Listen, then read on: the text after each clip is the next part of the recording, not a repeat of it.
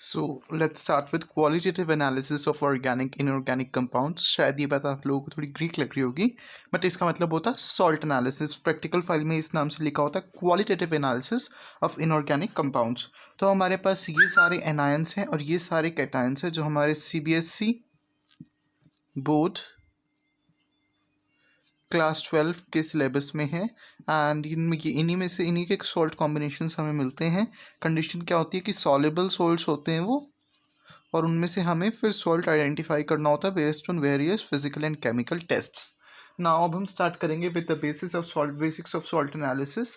I'd be explaining everything from cation analysis to anion analysis, preliminary examinations and confirmatory tests. So stay tuned. This video would come in different parts. The first part is salt analysis part 1, introduction, in which I'll be telling the preliminary examinations and this basic syllabus which I have told you.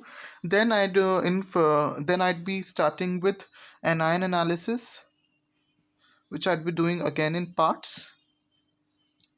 Then I would move to cation analysis, which I would again do in parts, and this topic would be over. Right? So let's start with it. तो salt analysis में सबसे पहले हम preliminary examination करते हैं.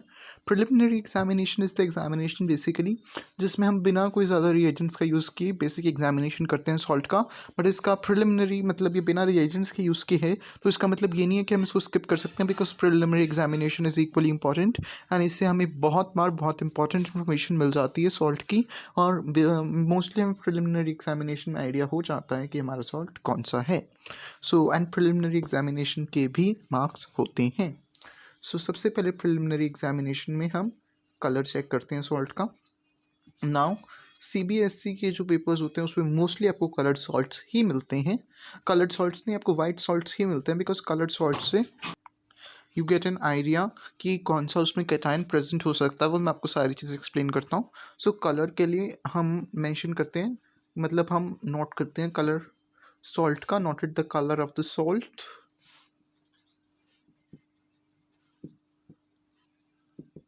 ये हम mention करते हैं एक्सपेरिमेंट वाली साइड में. और क्या क्या कलर होते हैं आप सॉल्ट का कलर नोट करेंगे. मोस्टली वाइट सॉल्ट्स ही हमें दिए जाते हैं, बट अगर सॉल्ट वाइट नहीं है, इनमें से किसी कलर का सॉल्ट है, तो वो किस किस चीज़ को इंडिकेट करता है वो मैं आपको बता देता हूँ. अगर ब्लू सॉल्ट है, अगर सॉल्ट का कलर ब्लू है या ब्लूइश ग्रीन है, तो वो इंडिकेट करता है कि शायद उसमें कॉपर हो सकता है. आपने 10th क्लास में पढ़ा होगा कॉपर सल्फेट सॉल्ट ग्रीन होता है, ब्लू होता है. देन अगर वो सॉल्ट ग्रीन कलर का है तो वो निकल को इंडिकेट करता है. हो सकता है कि उसमें निकल प्रेजेंट हो.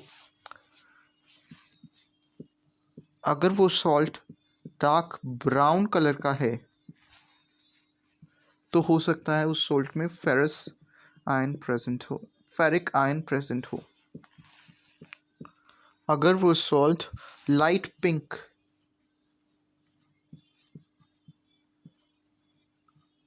या फ्लैश कलर का है, तो it is equally a possibility कि उस सॉल्ट में मैंगनीज आयन प्रेजेंट हो. एंड फिफ्थ, अगर वो सॉल्ट रोज रेड या वायलेट कलर का है, then it is a possibility कि उस सॉल्ट में कोबाल्ट आयन प्रेजेंट हो. और अगर इनमें से कोई भी कलर नहीं है, that means the salt is white in colour, then हमारा इन्फ्रेंस क्या निकलता है कि ये सब एब्सेंट होंगे. कॉपर, निकल, cobalt etcetera may be absent, because preliminary examination तो हम हमेशा मे बी लिखते हैं. Then next comes the examination. Next preliminary test is order test. Order test मतलब ये स्मेल टेस्ट भी बोलते हैं कई लोग. ऑर्डर ज़्यादा साइंटिफिक वर्ड लगता है और सब मोस्टली टीचर्स ये लिखवाते हैं. So I B writing order. Order test में हम लोग क्या करते हैं, जो बेस्ट वे रहता है ऑर्डर चेक करने का. Supposedly this is my supposedly ये मेरा सॉल्ट रखा है, this is a plate, and जो ये ब्लैक से मैं शेड कर रहा हूँ तो ये मेरा सॉल्ट रखा है. I would take a pinch of salt in my between my fingers, और मैं एक ड्रॉप ऑफ वाटर लूँगा, या मैं अपनी फिंगर्स को पहले से मॉइस्ट करके एक सॉल्ट का पिंच लूँगा इसमें. सॉल्ट आपको कोरोड नहीं करेगा बिकॉज एसिड के सॉल्ट्स यूजुअली नहीं दिए जाते हैं, acids are liquids. So and तो आपने बस इसको ऐसे अपनी नोज़ के पास लेके जाके, supposedly this is my nose, this is my nose. So nose के पास लेके जाके आप इसको ऐसे स्मेल करेंगे. ये this is the best way to take the smell of the salt. Now इसमें हम लिखेंगे mixed salt with a little drop of water and brought it near nose to smell it carefully. Now अगर अब इसमें से कौन सी smell हमें expected होती है. अगर इसमें विनेगर लाइक स्मेल आ रही है, then it is a possibility that salt is an acetate. अगर इसमें से हमें अमोनियकल स्मेल आ रही है,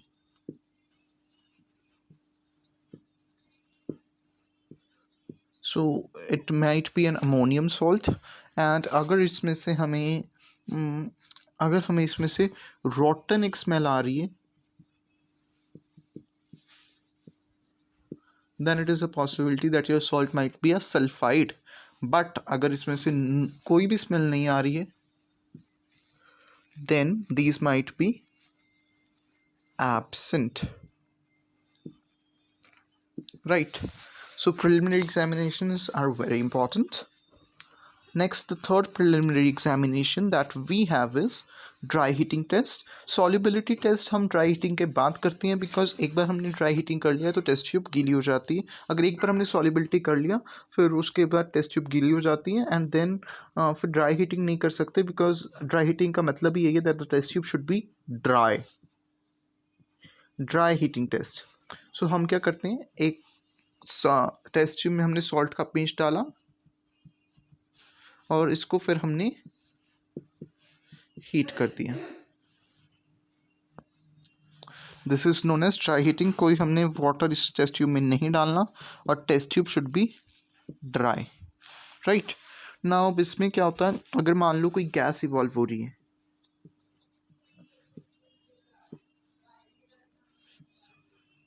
अगर कोई कलरलेस और ऑर्डरलेस गैस इवॉल्व हुई है, सो इट्स CO2.